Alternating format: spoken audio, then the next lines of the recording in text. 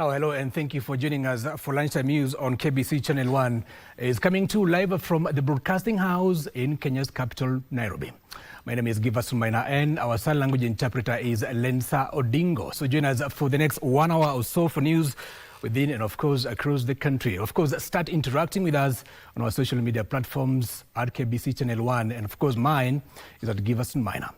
And now let's go straight to Utumishi Girls Academy in Gilgil, Naivasha, where a tragedy hit the country this morning after a fire razed down a dormitory in Utumishi Girls Academy, leaving 16 girls dead. Of course, according to the CS Education, Julius Ogamba, is that 16 dead, 71 were treated and discharged, and 7 are also admitted at hospital with injuries. And of course, that is our top story that we keep on, bringing you to speed. We have our reporter there, Nancy Okware, will be on standby to bring us to speed on what is going on. Of course, the parents and even neighbors of that school have poured into the school to condole with the school and, of course, try to bring the situation back to normalcy. But I'm not alone in the studio. I have a panel, and 3 of them: Reverend Dr. Alphonse Akanga on my immediate left, and of course Sami Meli is a political analyst there right in the middle, and we have Pastor David Makori.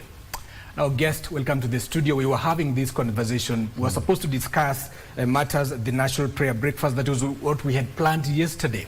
And in the morning, something else happened. And this is a tragedy. And we were saying, Dr. Alphonse, that it's not even 2 years after Russia tragedy hit the country and left 21 students dead. Today, we are receiving news of 16 girls dead at Utumishi Girls Academy. Are these tragedies preventable? It is so frustrating to me. First of all, I wish to tell you that I'm one of the founder board of directors of Utumishi Boys. I was a board member of that school many years ago, and it's one of the best schools, best mind. Most children belong to the police officers, and we pray that something will happen. But is this preventable? Actually, because today was a national day of prayer, this is, before we talk whether it's preventable or not, we should ask ourselves, what's the problem? Problem 1, this is what we call prayer, or prayer that is not followed by action, or intentions, good intentions that are not followed by practical steps to achieve a particular goal. It is only preventable when such things happen.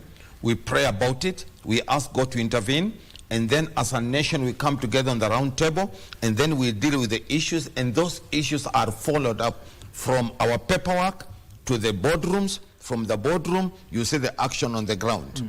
But the biggest problem we have in the country is that we sit in the boardroom, make good papers, but when it comes on the practicability, individuals brush them off, either administration, by change of administration, or by individuals. It's a culture that we have developed. It can only be preventable if Kenyans will change their culture of operation. Kenya will put action, intention into action, and that action come up with the practicability.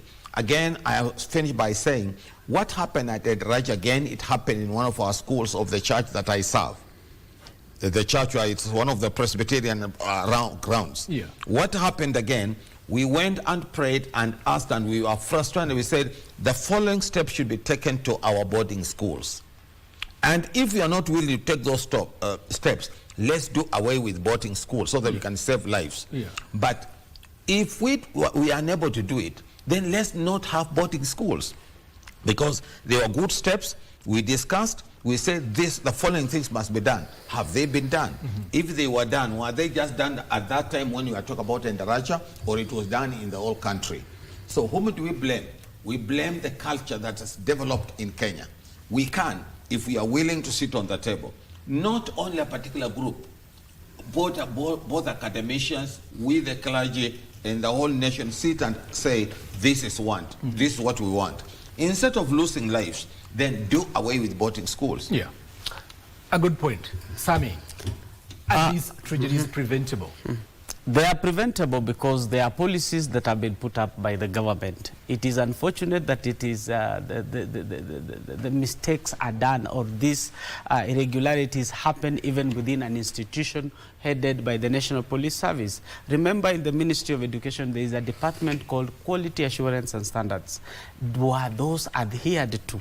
The Quality Assurance and Standards department checks compliance and auditing. Has that school been audited this year? Have those teachers been trained? Because that is work of KWASU, to train the teachers and the staff, the entire staff. This could be a new staff who is a security officer decided to put a padlock on the door. Was he trained before he entered the school compound to start working? Did they monitor and evaluate every school? It is unfortunate because these things happen. You go to some places, a school just came up in an estate, there's no playground, but it has been approved by the Ministry of Education. It does not follow the standards. And once the standards are followed, people start complaining the government is bad. We make the laws. We have become a reactive country rather than proactive. Quality assurance should be checked. It should be a regular thing.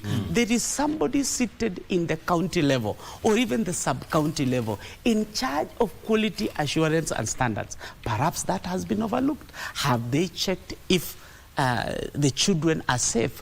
Which is the next institution? When will it happen next? Until we see the cabinet secretary flying to the place, we see the National Police Service, the entire team landing in the institution. The landing itself doesn't help. What helps is we become proactive from the word go. Take care of our children. Our children's safety comes one.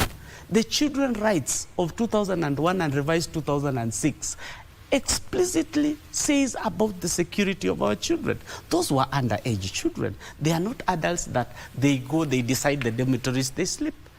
Some adult was responsible for locking that door. Some adult was responsible, has seen the fire and does not evacuate the children. That is why you realize there are some things happening. Why is our airport having enough security firefighting, yet in our school, do they have those firefighting equipment? Did they have to wait for firefighting equipment from Nakuru to come? How long does it take to burn a human being in a blazing place? Remember, the mattresses we use are flammable, so they fuel the fire. So, as a country, we need to be serious with the things we do. We break the laws willy-nilly without even checking what is required to be done. Unfortunately, this will be swept under. A commission of inquiry will be set up, a report prepared, handed over, and the story is over. And we have lost 16 lives. We have to be serious with our country and with our children's safety.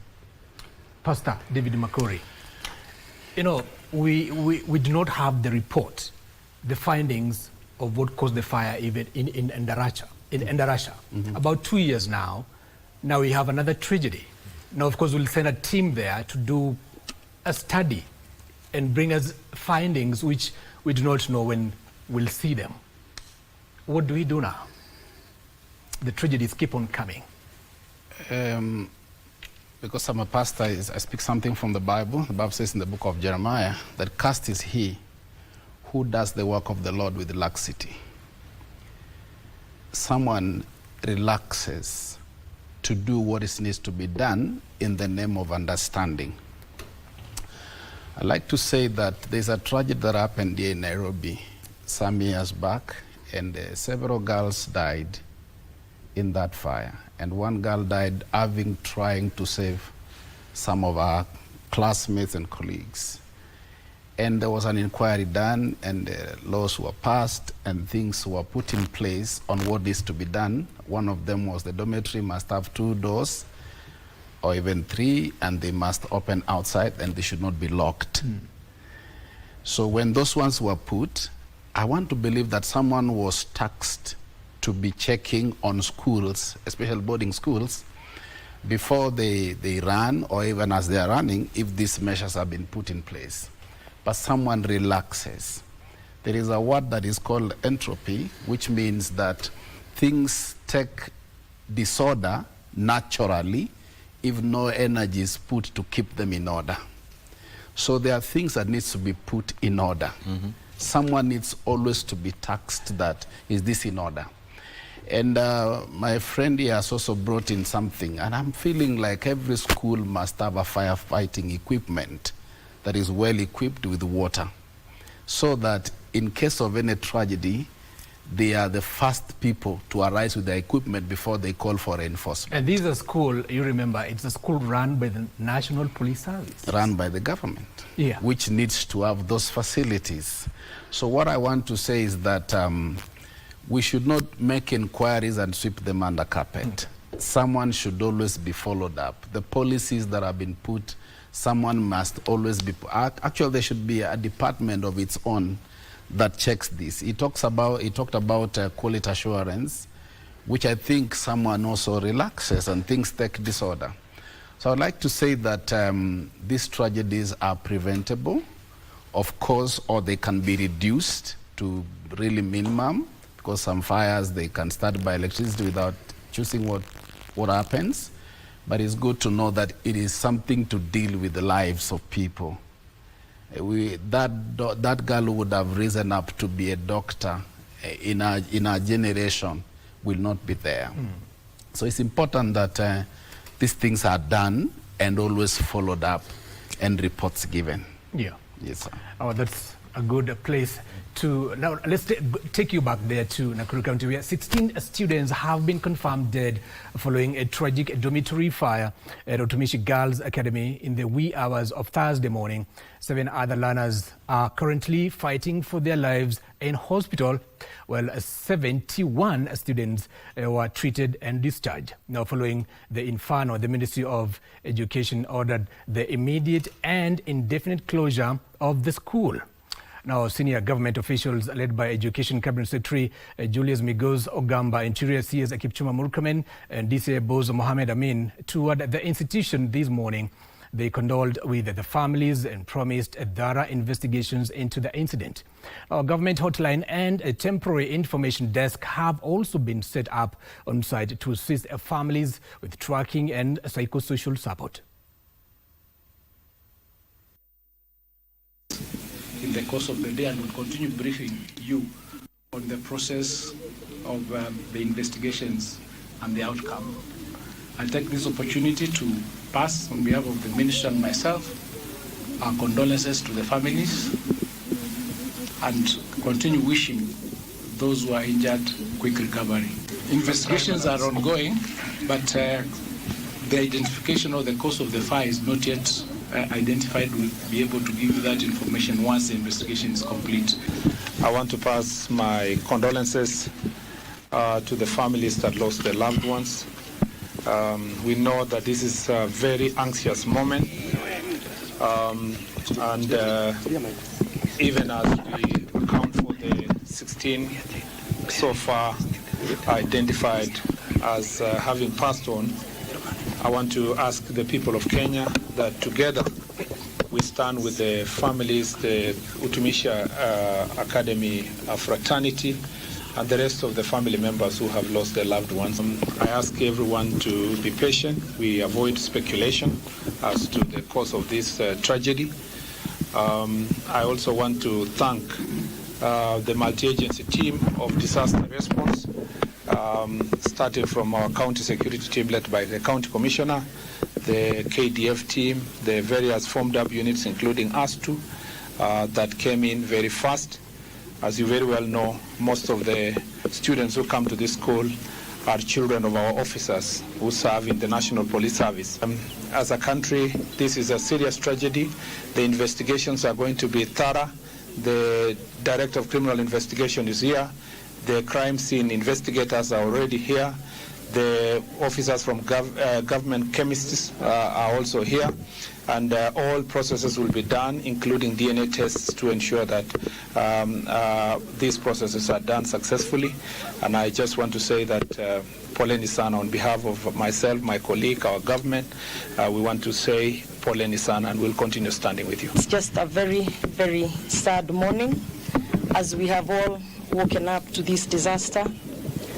And as you have heard from the two cabinet secretaries of Education and of Interior, we are all working together, both the county government as well as the national government, so that we can make sure that we stand in the gap for these parents or that's available here, as we continue praying for those in the hospital so that they can heal and providing care and services for them, because it's also important to get to the bottom of what caused the fire so that we can make sure that it does not happen in the future anywhere else. So asanteni sana, and we continue working on it.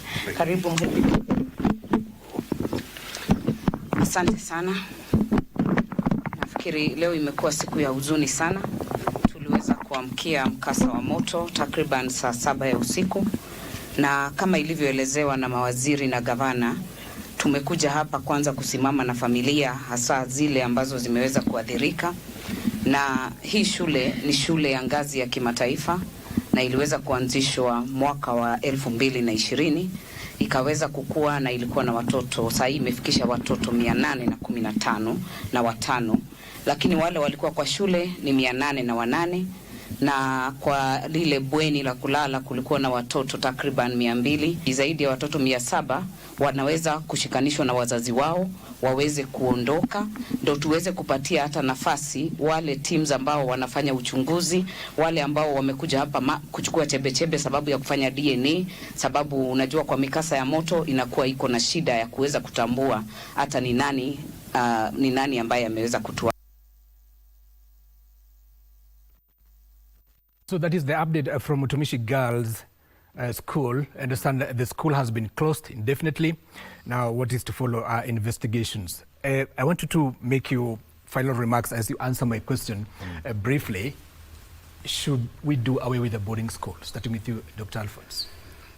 If need comes to be, then we'll have to do away with boarding schools. But first of all, let's check about our training, and then our mindset, our culture, how casual we can be on some of those issues.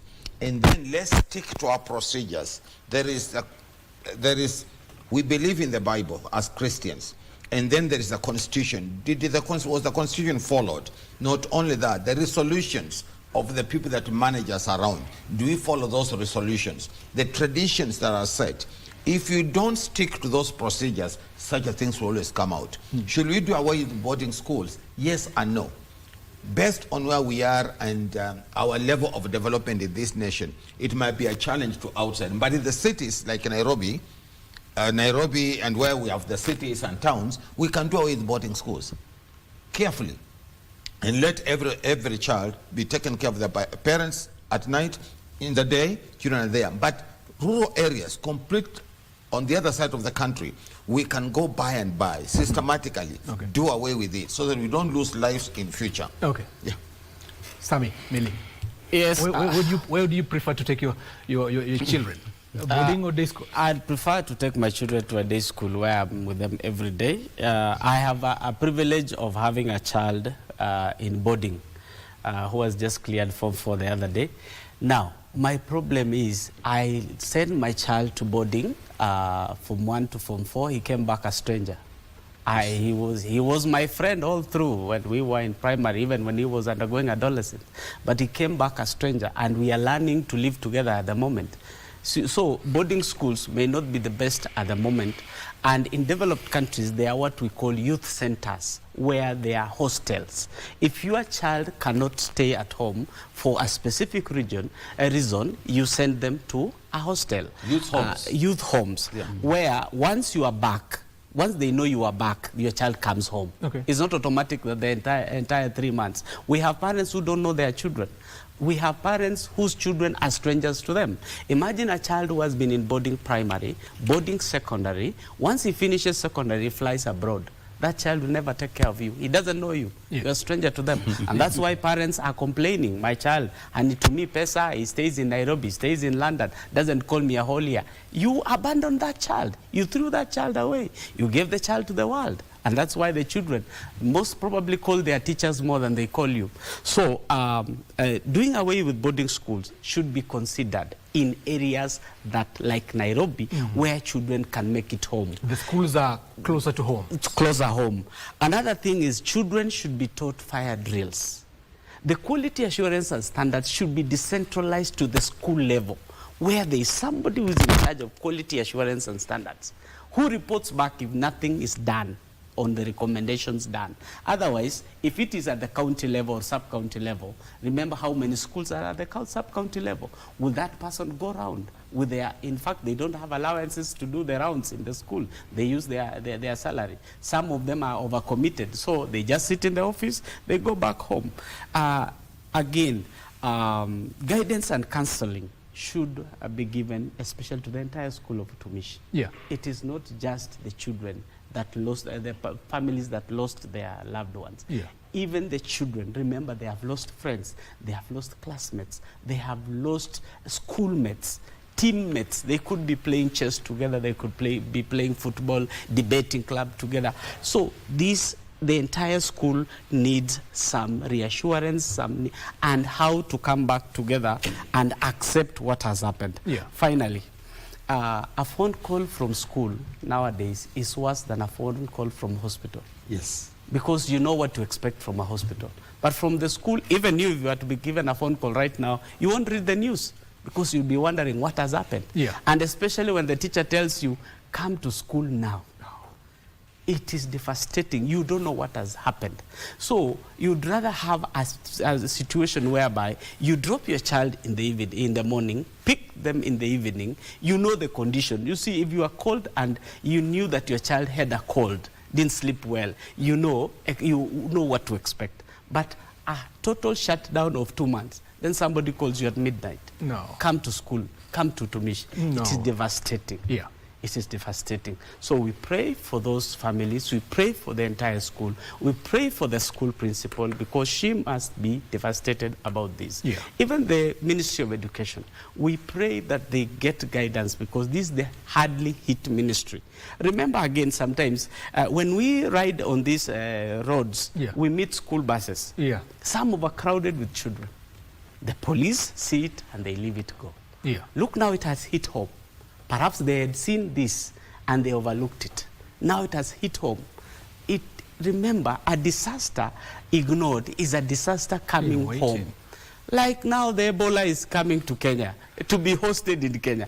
Now that is a disaster we are bringing home. It's yet to be confirmed though. But the facility was built by Uhuru Kenyatta, it is there. So it is not about coming to build, it is just coming to accommodate. Perhaps even there are people in already there. We will wait and see. Pastor Makuri, yes, where did you take your kids to? And are they safe in our boarding schools? My 3 daughters have graduated from high school, and they were in boarding school. I would like to say that the first question you asked was, should we do away with boarding schools? I'd like to say that I don't really support the doing away with the boarding schools, because there is a child from interior, when admitted in a boarding school in Nairobi, is an exposure. It is something that you are doing to change the mentality of that child, that this is a life you can acquire actually. You can reach to this life. So if you do away with the boarding school, you are killing some exposure of other children. Number 2, I would like to say that even some parents have never been to Nairobi, so when their child is called to Nairobi, one of the schools in Nairobi, it's a privilege for some to travel to Nairobi and see the capital. Yeah. I'd also like to say that schools in this country, they are not equal in facilities and status. So a child is born and brought up from a village in Nyamira County, and learns in a primary school there, learns in high school there, and there are not even some of the laboratories and the facilities in the laboratory. So this child is very disadvantaged. So when they come to other places where there is facilities, you are trying to help the future of that child. I'd also like to say that we also need to learn how it's done from other nations. There are other nations that have boarding schools and fires are not very much reported. Yeah. How is it done there? Why can't it be done here? Sometimes we learn by example. There are two people who have spoken today in the prayer breakfast. Yeah. One of them is the former colonial son, and another one is the one from Uganda. Kasisi. Yeah, they have given us stories. They have told us things. So when you hear a story in the church, you call it testimony. It has to build something in you that purposes. Actually, yeah, this thing is doable. It's doable. So we need to learn from others. Okay. And lastly, Sammy has mentioned about a child going to school and coming back a stranger. Maybe I would like to say it's high time that the parents also brought God to the supper table, because the things of God, they are the ones that put morality on check. Okay. If we don't talk about God, we are not referring to the Bible, we live at large, we only know God when we are in trouble. So we have taken God like a firefighter. Oh, now God, we are in trouble, now come in. When we are okay, we don't need you, God. You can stay where you want to stay. But when we are in trouble, please come in. Thank you. And we are always using prayers as firefighting. Thank you. So we need to really bring God to our supper tables. And finally, I want to ask the parents and the leaders that we should be example. I am a father of mature girls. Some of them are working now. And of course, I also have young ones. I make sure that even as busy as I am as a pastor, making follow-up to members, praying, going to fasting and praying, reading my Bible, writing books, I have time for them. If I can't really have time, I get at least 1 week, fly them to Mombasa, we go and stay there as a family. Now we have time to talk. Nobody's cooking, nobody's washing anything. We have time to talk together as a family. Thank you. Thank you, Pastor Davis Makori. That has been Reverend Dr. Alphonse Kanga, Regional Chair, NCCK, Sami Meli, Political Analyst, and Pastor David Makali. Thank you, Makori. Thank you, gentlemen, for making time for us. Nakuru to rush there. Our member churches from Nakuru, from NCCK, rush on the ground and do the counseling. They've heard you. Yeah. They've heard you. And so we take a short commercial break. Don't go too far. Still so much more coming.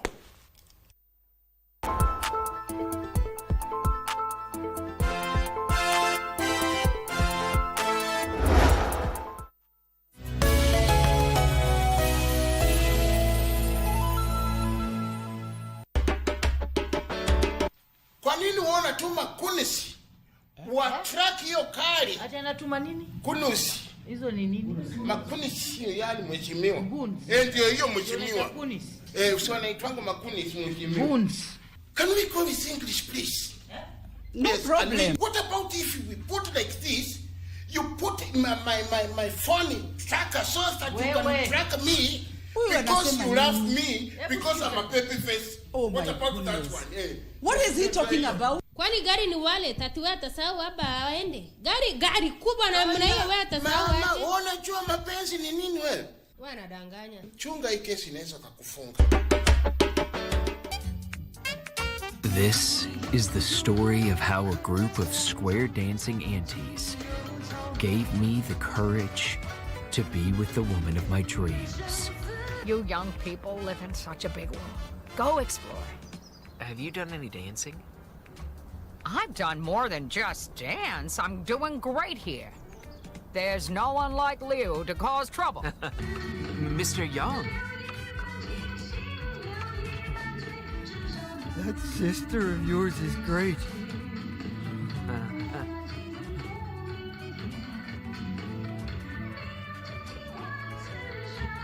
I'm going after her.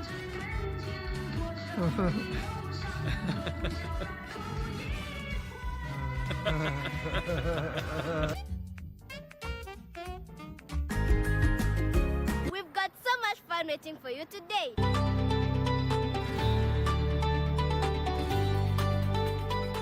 Hi guys, my name is Tamara Merino Angoi. I'm a model and I'm 10 years old. I started modeling when I was around 5 years old. It was hard at first, but I still managed until this day. Well, in today's book, we explore different careers and find out what do these people do. And who knows, maybe it will give you some ideas of careers that you can take. Our book is What Do You Want to Be? Big blue balloons bob by the big bridge. The big balloons bob by the big bridge. And today I'm going to show you how to make chicken noodle soup. I have no more tears to shed. I want to be in charge of my life because I'm a boy child and I'm not taking the back seat anymore, not unless it is in a limo or a Mercedes Benz.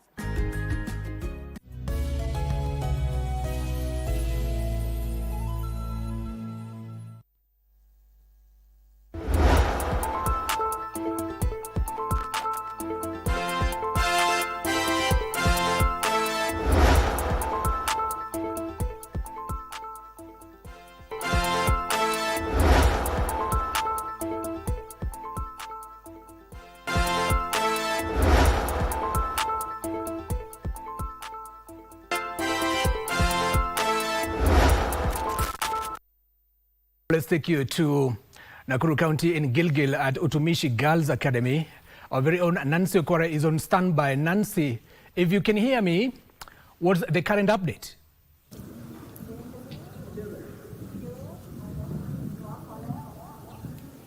Well, a very good afternoon to you, Giverson. Maina, we are still here at Utumishi Senior School in Gilgil, Nakuru County. We are following up on the fire incident that occurred this morning at around 12:45 a.m. And of course, where I'm standing, you can see the dormitory that caught fire in the middle of the night when over 200 students from this school were sleeping there. And of course, we have been told by Interior Cabinet Secretary Kipchumba Murkomen, who was here earlier on, that the school houses over 200 learners, and at the time of the incident, that is the number of students that were inside the dormitory.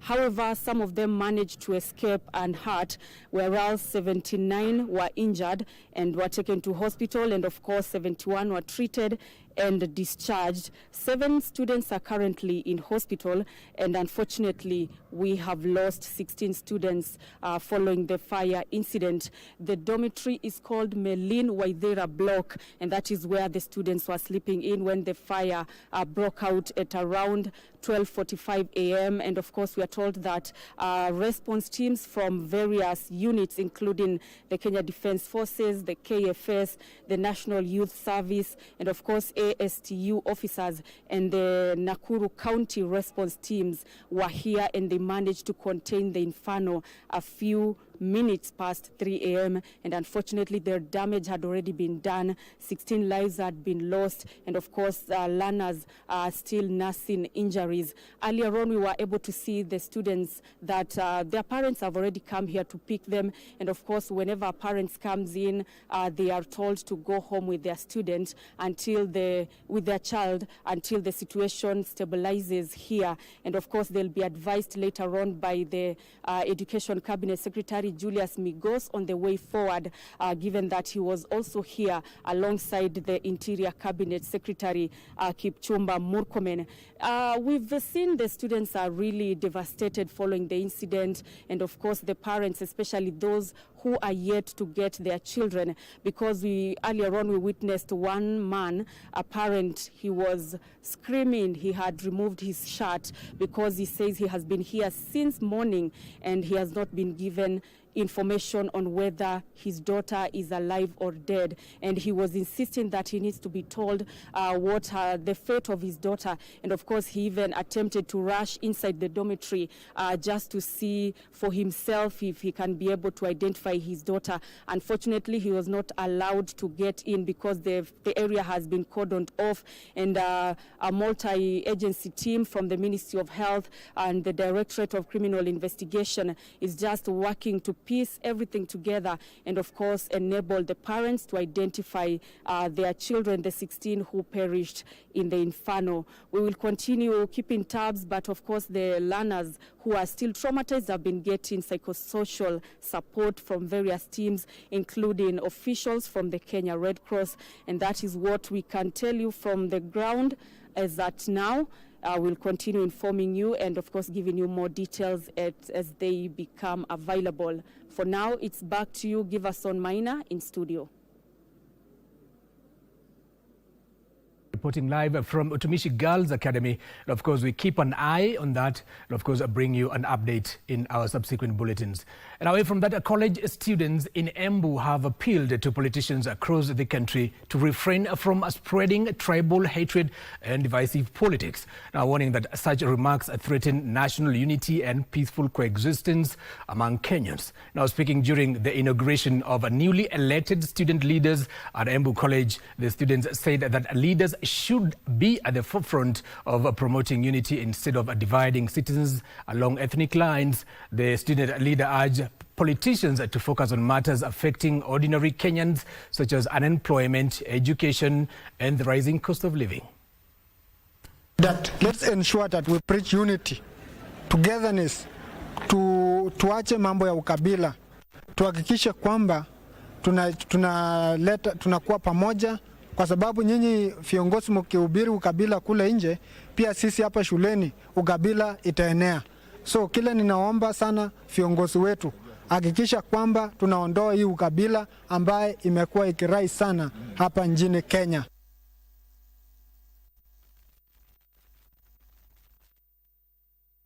And I take you to Lamu County, where residents of Chalaluma, Dide, Waride and neighboring villages in Lamu County are facing major challenges after their homes were marooned by flood waters after days of heavy rains. They have raised fears of outbreak of diseases. The situation, they say, has greatly disrupted their normal lives. Transport and business activities have also been affected after several roads were submerged, limiting movement and access to essential services. According to the Kenya Red Cross Society coordinator in Lamu, Abdul Hakim Abdu, 5 villages are currently at high risk due to the ongoing flooding in the area. Red Cross says it has put in place emergency humanitarian support, including food supplies, clean water, medical services, and temporary shelter, as monitoring and response efforts continue in affected and high-risk areas.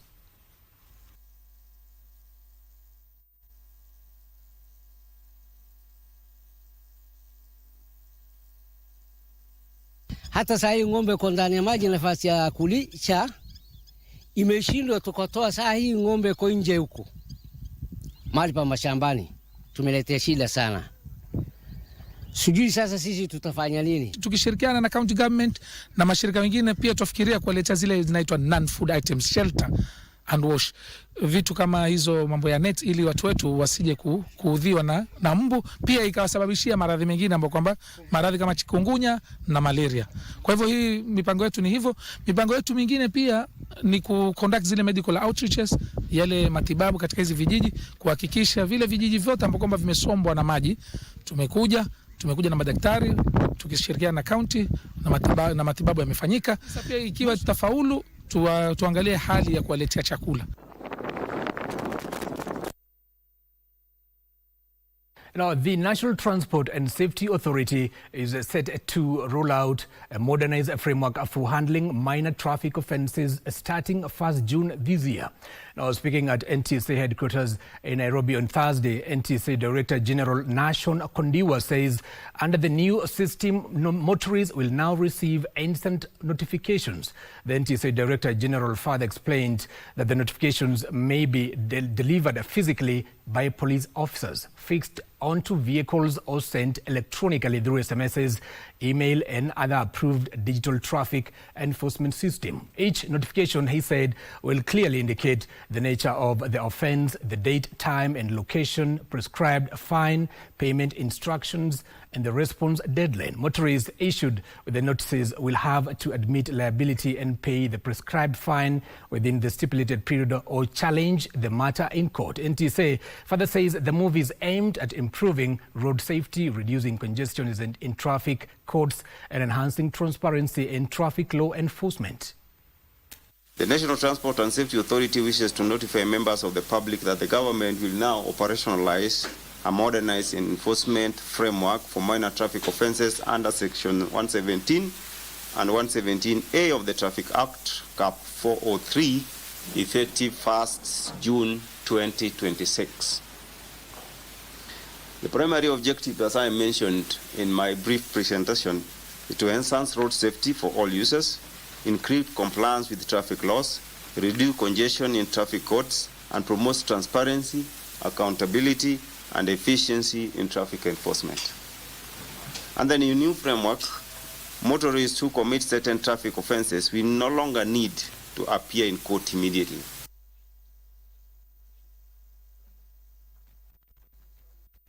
Now to Baringo County, a family in Longewan village in Baringo South is mourning the tragic death of an 11-year-old boy who was killed after an electricity pole fell on him on his way from school. Residents have faulted Kenya Power and Lighting Company of negligence, saying repeated warnings of decaying poles and exposed power lines in the area have not been acted on, resulting in the tragedy. What was meant to be an ordinary walk home from school ended in an unimaginable tragedy for the family of Ezekiel Lanoi. The young boy, a pupil at Longewen Primary School, was walking home from school with his friends when the aging electricity pole fell. Hii posti ya stima ilikuwa imekulwa na mchwa, na hii si mara ya kwanza maposto kuanguka. Kuna saa hii tusikia kutoka hapa mpaka kwa shule kuna posta karibu 6 zilianguka. Witnesses say he was walking ahead of his friends when the pole came crashing, killing him on the spot. Vile walikuwa walienda, kuna posti ya stima ambayo iko kwa nyuma yangu ilikuwa imeanguka hapo awali, alafu hii nyingine ikaanguka tena, ikaangukia kwa bahati mbaya, ikaangukia hiyo kijana akamgonga kichwa. At the family homestead, the family was grieving as they tried to come to terms with his death. The boy's father, Ezekiel Lanoi, faulted Kenya Power and Lighting Company of what he says was their failure to act on previous complaints of the decaying electricity poles. He is now demanding justice and compensation. Kwa hivyo kwa kuona kwangu kama mzazi, hiyo ni shida ya kiserikali. Kwa hivyo sababu ukiona hiyo haya posta ambayo zimeanguka hapo kitambo, alafu hiyo jana ianguke, imekaa saa hii muda miaka kama 12 hivi. Kwa hivyo mimi tu ninaomba serikali wachukue hatua ili hatua iweze kupatikana ama haki ipatikane. Ugumu sasa ninapitia kwa sababu unajua mtu unapolelea mtu mpaka kiwango hiyo ni alafu ije ipatikane tena mauti ambayo ni kama imepitia mkono ya wengine, naona kama ni makosa. Village elder David Olemayan says more than 8 electricity poles have fallen in the area. Sasa sisi tunalalamika kama wakaaji wa eneo hili ama viongozi. Kwa kweli hii stima ilikuwa imeletwa 2013. Sasa ile hasara ambayo inaleta maposti zinaanguka kwa chini na inaumiza watoto na inaumiza inafunga hata mabarabara. A visit to the area where the incident happened painted a worrying picture, with electricity wires lying exposed on the ground for more than 3 kilometers. Noel Ongeso for Lunchtime News. And all civil society organizations and religious stakeholders have called for a review of the proposed Religious Organizations Bill of 2024, arguing that it is unnecessary and risk undermining constitutional freedoms. The stakeholders said the government should focus on dealing with rogue religious leaders who exploit worshippers rather than imposing blanket regulations that punish genuine churches. Now, Bishop Francis Omondi of the Anglican Church of Kenya, ACK Garissa County, questioned the necessity of the proposed law, noting that existing legislation such as the Societies Act already provides a framework for regulation. The concerns raised during a high-level meeting convened by Search for Common Ground and its partners, including Muslims for Human Rights, Muhuri, the Kenya Community Support Center, and the Kesho Alliance.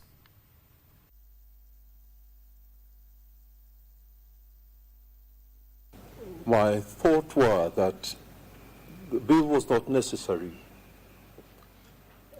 Not necessary because there are laws already that are dealing with the idea of regulating or making sure religious organizations are operating within the law. We are here to call for the government, for the necessary stakeholders to be engaged, to be called upon and to deliberate on this important bill that will, at the end of the day, have a say and regulate the very space that we believe in, the very space that we operate, and the very space that most of our social aspects of the community, such as culture, such as governance, such as politics, are based and founded on. When you look at this bill that the government is now proposing, is there a group of people that might be excluded because the African culture and the people who don't have scriptures, but they do believe in some conscience. And now Kenyans have been challenged to take advantage of religious activities to help the less fortunate in society. Our Islamic College Athi River Chief Executive Officer Dr. Nabil Dangal challenged the society to be each other's keeper, especially during the current hard economic time. He spoke in Athi River when the institution prepared meals for the Muslims and non-Muslims locals to mark the Eid al-Adha. Tens and hundreds of Athi River residents in Machakos County flocked the local Islamic College for Eid-al-Adha festivities.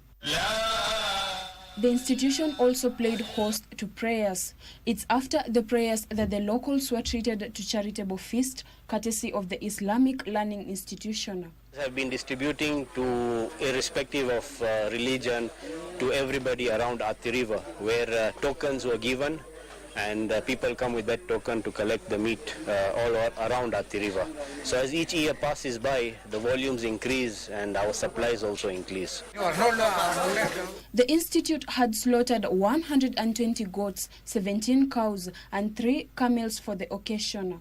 Today approximately 120 goats, 17 cows and 2 camels, which is now going to be distributed amongst the local public in Athi River, which is an event which we have been practicing for the last couple of years.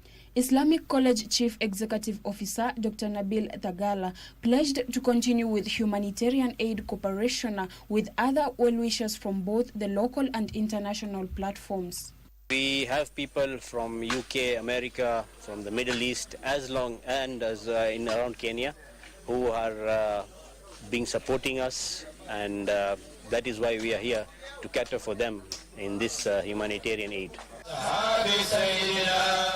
Local leaders and religious scholars urged other institutions to emulate the noble gesture. Tungeshukuru hawa ambao wanafanya hivi na vile vile kuomba kwamba wengine waendelee kusapoti, wale ambao wana uwezo waweze kusapoti jambo hili. Athi River iko na watu wengi na tutajitahidi wafikiwe kila mtu ambaye mwenyeji wa Athi River. Hata wasiye wenyeji hapa wakifika, sisi hatuchagui Muislamu, tutawagawia tu.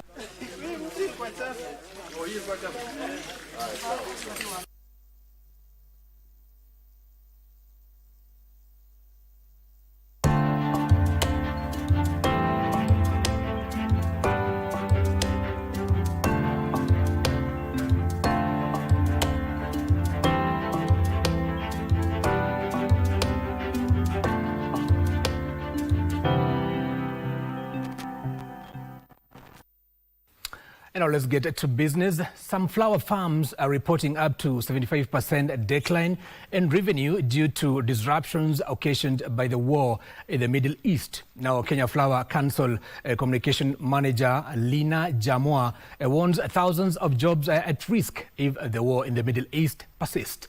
Now, Jamwa says the flower value chain is exploring new markets, a new diversification drive. Today, freight alone accounts for between 40 and 60% of total export costs during peak periods. As a result, approximately $4 million worth of flower exports are currently at risk every single week. And at the same time, fertilizer prices have risen by approximately 25% within 1 week. Production costs across farms have increased by 20 to 30%. Some farms have experienced revenue declines of up to 75% due to shipment delays and perishability losses. As a country, we have continued to really innovate significantly just to ensure that we meet these stringent phytosanitary requirements. And one of them is really we have worked out on our automations. Currently, we have automated our issuance of phytosanitary certificates and also plant import permit, where clients can be able to get their document. Now, Consolidated Bank has posted 86.4 million shillings in first quarter net profit, reversing a 12 million shillings loss that the lender recorded during a similar period last year. The profit, which represents an 869% turnaround, was mainly supported by higher interest income and growth in government security-boosted earnings. Consolidated Bank disbursed 8.4 billion shillings in net loans and advances, representing a 1.7% increase of the 8.27 billion shillings that had been disbursed during a similar period last year. From this, the lender netted 518.5 million shillings in total interest income, representing an 11.5% increase. This was mainly on account of interest income on government securities, rising 51.8% to 249.5 million shillings, that offset an 8.9% dip in interest income on loans and advances to 268.1 million shillings. Furthermore, total non-interest income fell 16.6% to 133.9 million shillings. This was mainly on account of lower income as well as fees and commissions on loans and advances. On the other hand, despite total interest expenses reducing 40.8% to 140.4 million shillings, total other operating expenses increased 4.7% to 419.5 million shillings. This was mainly pushed up by higher staff cost and a loan loss provision. In addition, gross non-performing loans and advances increased from 3.8 billion shillings to 4.3 billion shillings. Consolidated Bank Acting Chief Executive Dominic Murage says the lender is focusing on deepening partnership with government agencies, ministries, universities and state corporations to expand financing for small and medium-sized enterprises through tailored financial products. The government has been urged to champion a one-man, one-shilling debate to ensure all Kenyans get equal resources and opportunities. Now, according to Kasarani lawmaker Ronald Karauri, many poor students are missing out on learning due to misplaced priorities and considerations. The MP who spoke when he issued a 15 million shillings check bursary in Njiro for university and college needy students, at the same time urged Kenyans to read the Finance Bill 2026-2027 for better understanding. Residents also urge the government to conduct a thorough public participation across the country to understand what Kenyans want before the document is implemented.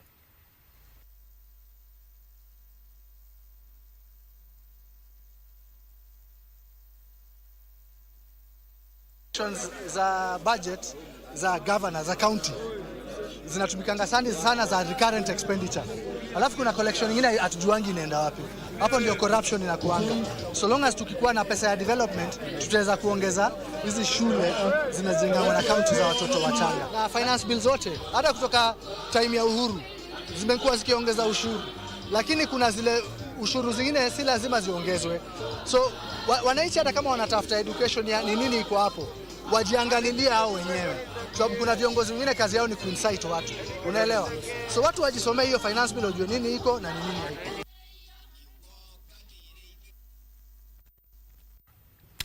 And now let's get sporty for a moment. The Kenya national under women's football team, the Junior Starlets, are beaming with confidence ahead of their high-stakes encounter against Uganda this Saturday at the Nyayo Stadium.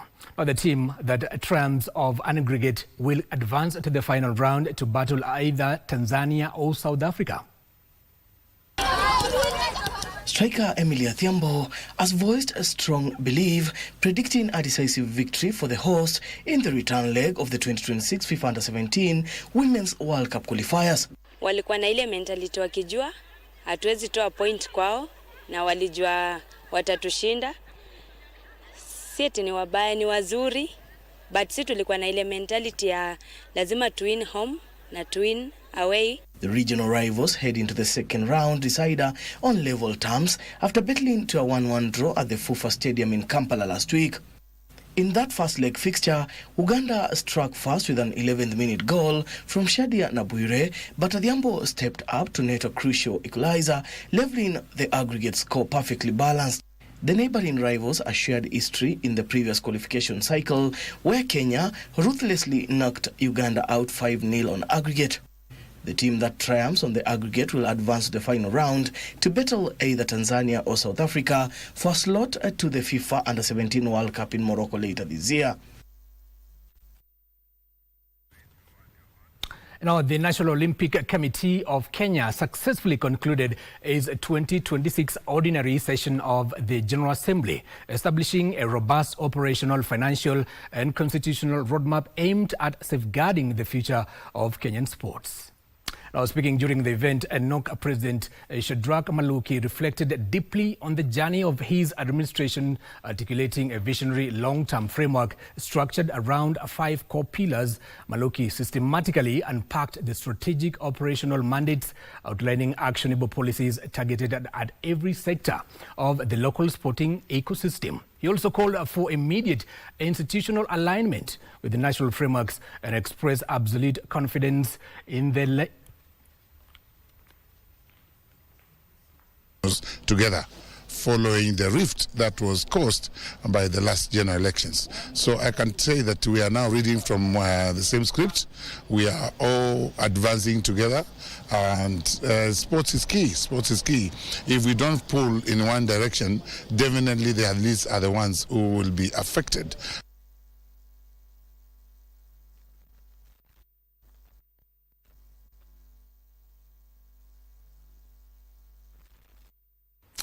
And now that's where we end our lunchtime news for now on KBC Channel 1, coming to live from the broadcasting house in Kenya's capital. And of course, before I let you go, this is just an update on matters of football, that Crystal Palace won the Conference League last night, beating Rayo Vallecano 1-0. Congratulations to Crystal Palace. My name is Giverson Maina. Our sign language interpreter is Lensa Odingo. Until next time, it's bye-bye for now.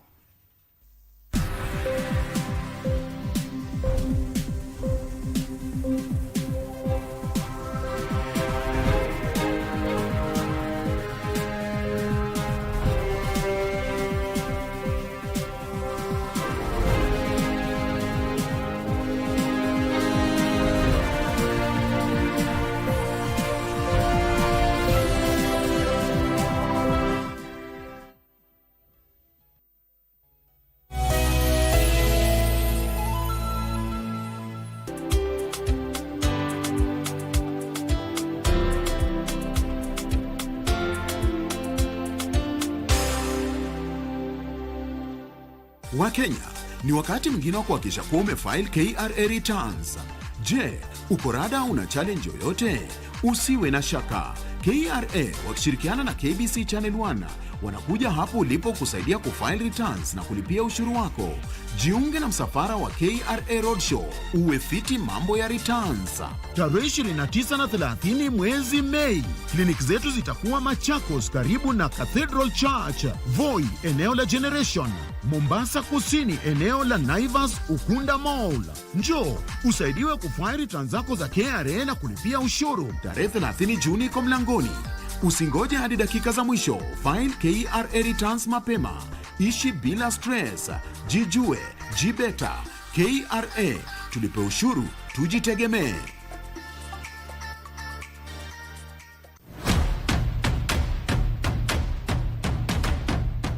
Lights on, volume up. This is where stories come alive. From local drama that hits close to home. Alinivamia akiwa na vijana wengine wawili. Toka nje! Hii nyumba yako. Yote ni porojo. To international series everyone's talking about. Stories that pull you in. Characters you won't forget. Stop complaining and just get out of here. Go now, go. We turn up the volume. with music that moves, showcases rising stars, and bring the beat straight to your living room.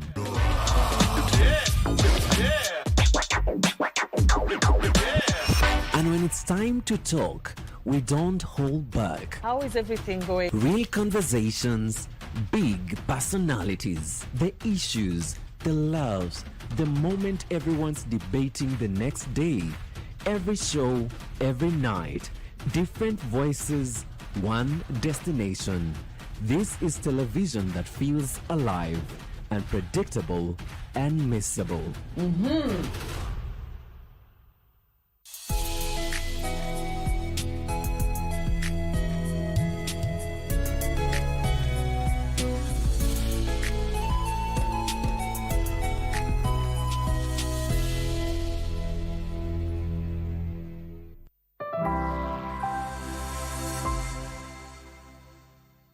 This pineapple can power your phone. No, really, it truly can. This one fruit can produce enough energy to charge 10 phones. And you know what? The more sugar a fruit has, the more energy it can produce. And overripe fruit makes the best fuel. So where can you get a lot of overripe fruits? At the market, of course.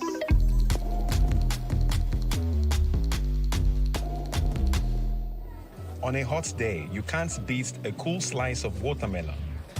Ikosi Market in Lagos is the place to come for fresh fruits, but it spoils fast, and the waste is dumped in this landfill across the road. There is another solution, one that helps the market trade